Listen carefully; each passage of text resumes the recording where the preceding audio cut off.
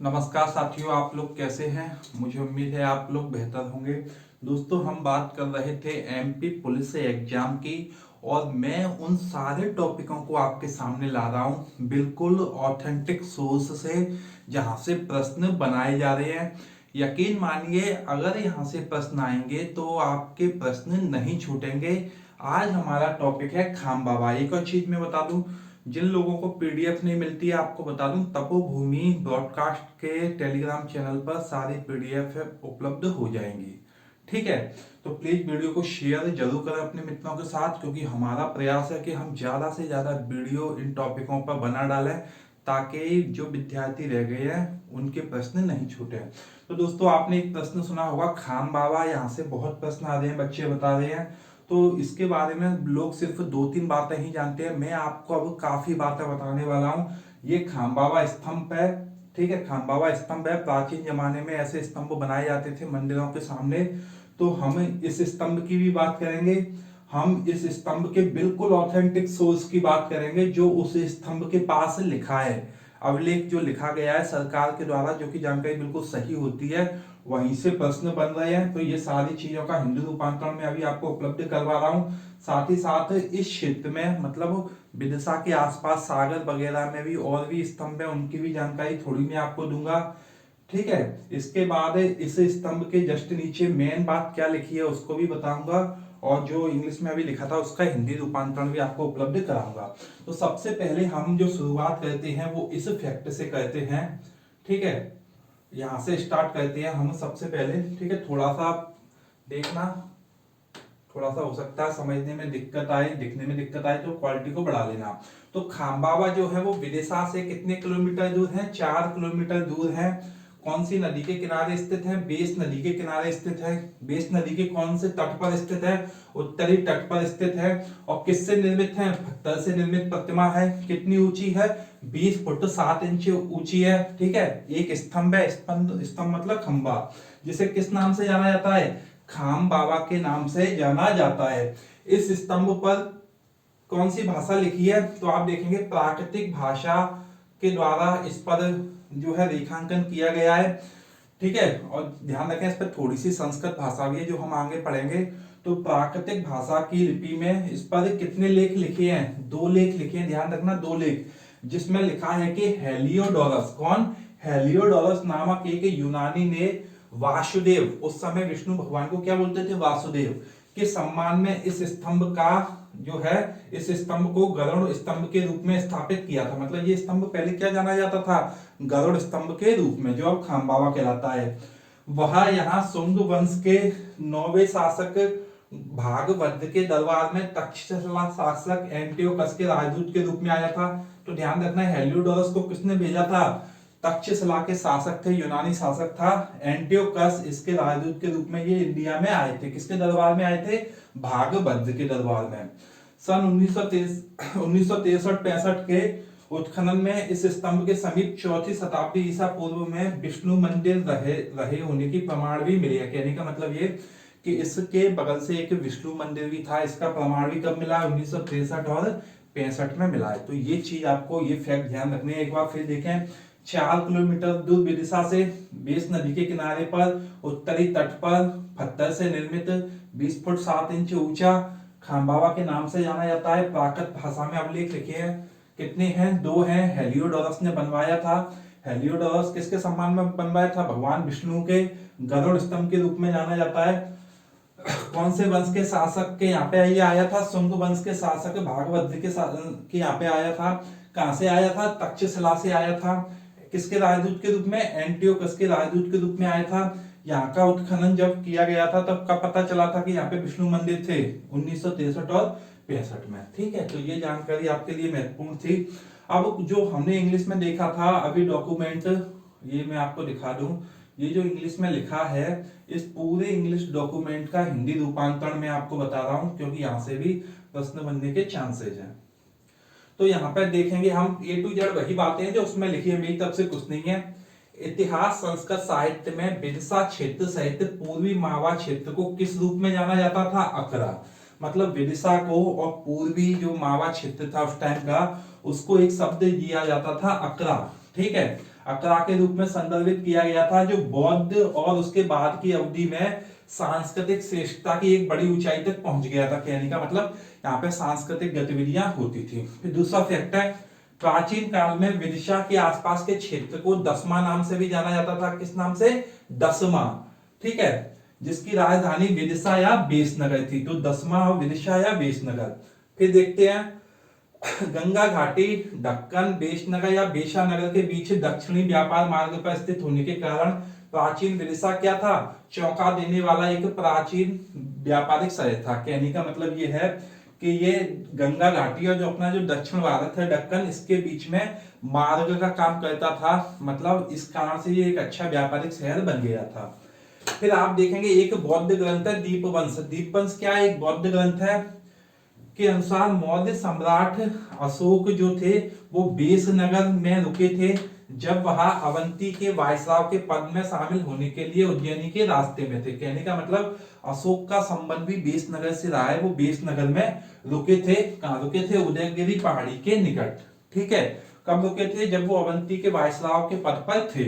वहां उज्जैनी, अवंती मतलब उज्जैनी जा रहे थे। ध्यान रखें, सारे फैक्ट ऑथेंटिक है, मेरी तरफ से कुछ नहीं है। मैं सिर्फ रिसर्च कर रहा हूं आपके लिए, उस लेवल तक पहुंचने का प्रयास कर रहा हूं जहां से पेपर बनाए जा रहे हैं। फिर आप देखेंगे भारत के सबसे समृद्ध शहरों में से एक बेस और बेतवा नदियों के संगम पर इसकी सटीक प्राकृतिक सेटिंग ने बेस नगर को एक शोभा आयाम दिया है। कहने का मतलब यह है कि यहाँ पे बेस और बेतवा नदियां इनका संगम है, तो कुल मिलाकर एक अच्छा इनका लोकेशन है। फिर आप देखेंगे हेलियोडोरस स्तंभ एक पत्थर का स्तंभ है जिसे 113 ईसा पूर्व के आसपास, ये ध्यान रखना, कब? 113 ईसा पूर्व के आसपास बेस नगर में विदिशा जिले के पास हेलियोडोरस द्वारा बनाया गया था। हम अभी देख चुके हैं, जो शुंग राजा भगभद्र के दरबार में लिंडो ग्रीक राजा एंटिलसिदास के ग्रीक राजदूत थे, जो हमने देखा ना अभी, उनको हिंदी में बोलते, उनको यूनानी भाषा में बोलते हैं एंटिलसिदास दास। ध्यान रखना, अपना वाला दास नहीं है, उसका प्रोनाउंसिएशन यहाँ पे दास आ गया है बस। फिर आप देखेंगे हेलियोडोरस प्लार, जो प्लार मतलब होता है खंबा। हेलियोडोरस प्लार बेस नदी के उत्तरी तट के पास स्थित है, ये हमने अभी देख लिया। सर अलेक्जेंडर कनिंगम जो जनवरी 1877 में हेलियोडोरस स्तंभ का पहला वैज्ञानिक नोट था। मतलब इसको सबसे पहले जो खोजने का श्रेय है, इस पर लिखने का जो श्रेय है वो किसको है? एक अंग्रेज अधिकारी है, सर अलेक्जेंडर कनिंगम। इनका नाम हिस्ट्री में आपने बहुत सुना होगा। फिर इस प्लाज को स्थानीय भाषा में खंबा बाबा के नाम से या खंबू बाबा के नाम से जाना जाता है। खंबा को क्या बोलते हैं? प्लाज बोलते हैं। ठीक है, और स्थानीय लोगों द्वारा इसकी पूजा भी की जाती है। ठीक, फिर आप देखेंगे स्तंभ पर शिलालेखों के अनुसार ऐसा लगता है कि हेलियोडोरस भगवत धर्म से बहुत प्रभावित था। मतलब हेलियोडोरस ने बनवाया इसलिए था क्योंकि उसकी भागवत धर्म में रुचि थी, विष्णु भगवान से वो प्रभावित था, इसलिए उसे वैष्णव विष्णु का अनुयायी या उपासक भी माना जाता है। तो किसकी पूजा करता था वो? विष्णु की। फिर आप देखेंगे स्तंभ की वास्तविक जमीनी स्तर से ऊंचाई कितनी है? 6.5 मीटर है। कुल मिलाकर 20 फुट का इन्होंने वो कर दिया है। फिर आप देखेंगे ये बना कैसे पत्थर से है? तो सैंडस्टोन से बना है, गुलाबी भूरे रंग में। कैसे? सैंडस्टोन से गुलाबी भूरे रंग में। उसमें 3 भाग है, एक मुखर शाफ्ट है अष्टकोण में तराशा हुआ, ठीक है, एक सिक्टोएंथ है, और थोड़ा सा इसमें क्या प्रोनाउंसिएशन गलत हो गया, आप तो ये ध्यान रखें कि 3 भागों में, मतलब एक उसका जो खंबा है ना वो अष्टभुजाकार है, ऊपर है जो गरुड़ की आकृति रखी हुई है और नीचे बेस है। कुल मिलाकर ये ध्यान रखें। तो इसके कितने भाग है स्तंभ में? 3 भाग है और 2 शिलालेख लिखे हैं उस पर, या 2 लोगों की वो जानकारी देता है। फिर हम देखेंगे इसके उत्खनन के बारे में। एक बार गरुड़ की मूर्ति के ऊपर स्थित स्तंभ, मतलब गरुड़ की मूर्ति इसके ऊपर थी, ये थोड़ा उल्टा हो गया है, और हेलियोडोरस द्वारा वासुदेव के मंदिर के सामने भगवान वासुदेव को समर्पित किया गया था। सीधी सी बात है, विष्णु भगवान का उपासक था तो किसको समर्पित किया गया होगा? वासुदेव को ही। अब क्षतिग्रस्त हेलियोडोरस स्तंभ एकमात्र वास्तुशिल्प संरचना है जो बनी हुई है। कहने का मतलब वो नष्ट हो चुका है। वासुदेव का मंदिर अब मौजूद नहीं है, आप जान सकते हैं इतने साल से नष्ट हो गया होगा। लेकिन भारतीय पुरातत्व सर्वेक्षण द्वारा 1963-64 में इस क्षेत्र में खुदाई की गई थी। तो आप कह सकते हैं, प्रश्न बन सकता है कि यहाँ पे खुदाई कब की गई थी, उत्खनन कब हुआ था? भारतीय पुरातत्व सर्वेक्षण द्वारा 1963-64 में। फिर आप देखेंगे इसका जो परिक्रमा पथ है या प्रदक्षिणा पथ है, उसमें सेवा करने के बीच में एक मार्ग के साथ एक अंडाकार रूपरेखा में खांचे की दो पंक्तियों द्वारा दर्शाए गए मंदिर की योजना। कुछ नहीं है, मत याद करना, ये मैंने सीधा सीधा उसका प्रोनाउंसिएशन किया है। फिर आप देखेंगे शिलालेख स्तंभ पर शिलालेख के दो भाग हैं जो हमने पहले पढ़ लिए थे, ठीक है। इसकी भाषा प्राकृत के कुछ प्रभाव के साथ साथ संस्कृत है और लिपि कैसी है, ब्राह्मी। अब ये लाइन आप ध्यान रखना, इसकी भाषा प्राकृत है लेकिन कुछ संस्कृत भी है, और लिपि कैसी है इसकी लिखने वाली, वो दूसरी शताब्दी ईसा पूर्व की ब्राह्मी लिपि है। कौन सी ब्राह्मी, तो प्राकृत भी है, ब्राह्मी भी है और संस्कृत भी है, ये मेन लाइन है। फिर आप देखेंगे ये शिलालेख कब का है, दूसरी शताब्दी ईसा पूर्व की अंतिम तिमाही का है। यहाँ बहुत महत्वपूर्ण है क्योंकि यहाँ उस काल के राजनीतिक और धार्मिक इतिहास की जानकारी हमें देता है, मेनली वैष्णव धर्म की। अब इससे संबंधित तो कुछ बातें हम समझेंगे कि इस पे और क्या क्या इससे निष्कर्ष निकाला जा सकता है। तो देखो, इससे हमें पता चलता है कि भारत में भागवत पंथ से संबंधित ये पहला अभिलेख है, पहला शिलालेख है जो बताता है कि भारत में जो है क्या होता था, आपका भागवत धर्म या भागवत पंथ भी होता था, इसी से जानकारी मिलती है। दूसरा, इस शिलालेख से पता चलता है कि दूसरी शताब्दी ईसा पूर्व के दौरान वैष्णव धर्म यूनानियों के बीच बहुत लोकप्रिय था, इसी से पता पड़ता है। यहाँ यूनानी राजदूत हेलियोडोरस स्वयं को भागवत कहता था, ये खुद को भी क्या कहता था, भागवत। इस सबूत के आधार पर यह सुझाव दिया गया कि हेलियोडोरस वैष्णववाद में परिवर्तित रिकॉर्ड पर सबसे पहले बेस्ट में से एक है जिसका सबूत बच गया। कहने का मतलब जितने भी यूनानी थे उनमें से हेलियोडोरस का ही वैष्णववाद से प्रभावित होने का सबूत मिलता है, बस, ठीक। इस शिलालेख से ज्ञात होता है कि हेलियोडोरस को तक्षशिला के यूनानी राजा एंटिलसिदास के द्वारा भेजा गया था, और कहाँ भेजा गया था, भगवत, ठीक है, ये हम देख चुके हैं तीसरी बार। फिर तक्षशिला का राज्य कहाँ था, उत्तर पश्चिम भारत में बैक्ट्रियन क्षेत्र का हिस्सा था। जो तक्षशिला के जो राजा थे एंटिलदास, वो कौन से एरिया के थे, आपके तक्षशिला का जो राज्य था उत्तर पश्चिमी भारत में पड़ता था, बैक्ट्रियन क्षेत्र में, जिसे सिकंदर महान ने 325 ईसा पूर्व में जीता था। एंटिलसिदास के समय तक ग्रीक शासक के तहत क्षेत्र में आज अफगानिस्तान, पाकिस्तान और पंजाब आता है। कहने का मतलब ये जो तक्षशिला वाला क्षेत्र है जहाँ पे इनका शासन था, वहां पर आज की डेट में अफगानिस्तान, पाकिस्तान और पंजाब है, ठीक है। ये भी दर्शाता है ये शिलालेख कि दूसरी शताब्दी ईसा पूर्व के भारत और ग्रीक के बीच में क्या थे, आपके विदेशी संबंध। तो वो पूछेंगे कि किस अभिलेख से पता चलता है कि भारत और ग्रीक के मध्य विदेशी संबंध थे, वो अपन को पड़ता है खाम्बावा स्तंभ से, ठीक है। तो ये जो महत्वपूर्ण बातें थी बहुत महत्वपूर्ण है, आपको इतना कंटेंट कहीं नहीं मिल सकता है, ये सिर्फ रिसर्च के बाद ही संभव है कि काफी मेहनत की जाए रात दिन जाग के, ठीक है। तो ये सारी चीजें हमने देख ली थी। अब थोड़ा सा इस फैक्ट की तरफ और आए, थोड़ा सा मुझे उम्मीद आपको दिख रही होगी, नहीं तो आपको बाद में उसमें पीडीएफ में अच्छे से पढ़ने में आ जाएगा।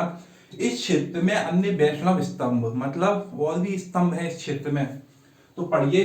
प्राचीन काल में मंदिरों के सामने स्तंभ या ध्वज स्तंभ के निर्माण का प्रचलन हुआ करता था, ठीक है। मतलब प्राचीन काल में ये स्तंभ बनाए जाते थे, जिसके प्रमाण हमें दूसरी शताब्दी ईसा पूर्व में शुंग काल से प्राप्त होते हैं, ठीक है। किससे प्राप्त होते हैं, शुंग काल से। थोड़ा सा फॉन्ट इसका फट गया है, मैं थोड़ा सा छोटे ही रखता हूं। शुंग काल से प्राप्त होते हैं। वैष्णव स्तंभों के ऊपर मुख्यतः इस पंथ से जुड़ी आकृति या प्रतिमा बनी होती थी, मतलब ये जो स्तंभ है इसके ऊपर कुछ ना कुछ आकृति बनी होती थी। इन प्रतिमाओं में आमतौर पर विष्णु के वाहन गरुड़ को स्तंभ के ऊपर रखा जाता था, ठीक है। अधिकतर वैष्णव स्तंभों के मध्य भाग पर अभिलेख लिखे जाते थे, मतलब ये जो मध्य भाग है यहीं पर लिखा जाता था, यहीं पे जानकारी दी जाती थी। हेलियोडोरस स्तंभ के पास ही भागवत संप्रदाय से संबंधित एक गरुड़ स्तंभ मिला है, मतलब इसके पास ही एक छोटा और स्तंभ था, गरुड़ स्तंभ, जिसे अष्टभुजीय खंडित भाग पर संघकालीन दूसरी शताब्दी ईसा पूर्व की ब्राह्मी लिपि में लेख लिखे हैं, इसके पास वाले अभिलेख में। वर्तमान में यह स्तंभ कौन से संग्रहालय में संरक्षित है, गुजरी महल संग्रहालय ग्वालियर में संरक्षित है, जो इसके पास है। इस स्तंभ लेख में गौतमी पुत्र द्वारा विष्णु मंदिर के सामने ध्वज स्तंभ के स्थापन की द्वारा जानकारी मिलती है, जो यहाँ पे ग्वालियर में रखा है, ठीक है। यद्यपि वैष्णव पंथ से संबंधित और भी स्तंभ इस क्षेत्र में मिले हैं, लेकिन वे परवर्ती काल के हैं, मतलब यहाँ पर और भी स्तंभ है लेकिन वो इसके बाद के हैं। ऐसा ही एक स्तंभ आपका कहाँ पर है, एरण सागर में है, जो कि गुप्त राजा बुद्ध गुप्त के समय का है। कहाँ का है? गुप्त राजा बुद्ध गुप्त, गुप्त राजा बुद्ध गुप्त। कौन सा वाला? एरण। ठीक है। इस स्तंभ लेख में महाराज मैत्री विष्णु एवं उनके भाई धान्य विष्णु द्वारा भगवान विष्णु को समर्पित ध्वज स्तंभ के स्थापना की जानकारी मिलती है। मतलब एरण स्तंभ से जो जानकारी है वो महाराज मैत्री विष्णु और उनके भाई हैं धान्य विष्णु के द्वारा भगवान विष्णु को समर्पित ध्वज स्तंभ की स्थापना की जानकारी मिलती है। इस अभिलेख की तिथि गुप्त संवत 165 है। ठीक है, गुप्त संवत के अनुसार 165 और ईसा सन के अनुसार 484 से 85। तथा इसकी लिपि कैसी है? ब्राह्मी और भाषा कैसी है? संस्कृत। एक अन्य अभिलेख जो कि भीम गजा के नाम से जाना जाता है, ये भी बहुत महत्वपूर्ण है। भीम गजा स्तंभ कहां पर है? ठीक है, जाना जाता है जिला विदिशा के पठारी गांव में मिला है। कहां पे? जिला विदिशा के पठारी गांव में। इस अभिलेख के अनुसार यहाँ गरुड़ ध्वज राष्ट्रकूट राजा प्रबल के मुख्यमंत्री द्वारा विक्रम संवत 197 में शौरी के मंदिर के सामने स्थापित करवाया। कुल मिलाकर ध्यान रखना, भीमगजा जो स्तंभ है ये गरुड़ ध्वज मतलब गरुड़ की आकृति बनी रहती थी। राष्ट्रकूट राजा प्रबल के मुख्यमंत्री द्वारा विक्रम संवत इतने को सौरी, विष्णु के भगवान के नाम को बोलते थे सौरी, बोलते थे, दूसरा नाम है, के मंदिर के सामने स्थापित करवाया गया था। इस स्तंभ का शीर्ष भाग क्षतिग्रस्त है। यहाँ अभिलेख प्राचीन नागरी लिपि, कौन सी? ये किसमें है? नागरी लिपि और संस्कृत भाषा में है। तो ये 3 स्तंभ आपको ध्यान रखनी है, कम से कम नाम तो ध्यान रखें। भीम गजा कहाँ पर है? आपका विदिशा के पठारी गांव में मिलता है। एरण कहाँ पर है? ये सागर में मिलता है। और ये तीनों के तीनों किससे संबंधित है? वैष्णव धर्म से संबंधित है। ये आपका गरुड़ स्तंभ दिख रहा है आपको एरण जिला सागर में। ठीक है, बहुत अच्छा कंटेंट है, आपका प्रश्न बाहर जा ही नहीं सकता है। ठीक है, ये इसका इंग्लिश रूपांतरण है। तो दोस्तों आपको हमारा ये प्रयास कैसा लगा? आपको मैं बता दूं, जितने भी लोग चाहते हैं हम ज्यादा से ज्यादा वीडियो बनाएं, सभी अपने अपने टॉपिक लिख के कमेंट में डाल दें कि किन किन टॉपिक पर आपको दिक्कत हो रही है। हम यकीनन आपको ऐसा कंटेंट प्रोवाइड कराएंगे जो पूरे यूट्यूब चैनल पर हो ही नहीं सकता। ये चंद्रप्रकाश शर्मा का आपसे वादा है। Thank you.